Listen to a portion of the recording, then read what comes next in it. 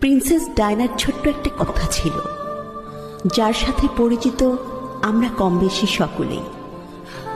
সে বলেছিলেন, আমি যাকে ভালোবেসেছিলাম সে ছাড়া গোটা বিশ্ব আমায় ভালোবেসেছিল।